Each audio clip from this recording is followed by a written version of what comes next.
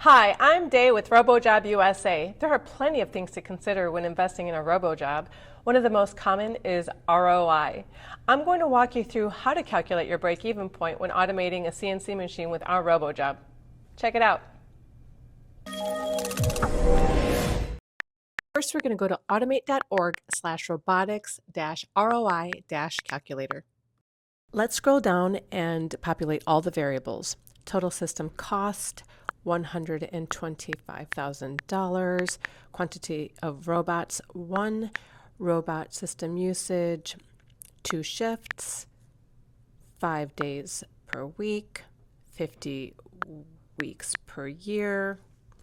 Annual labor costs, $45,000.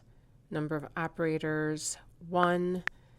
Percentage of labor retained, 10%.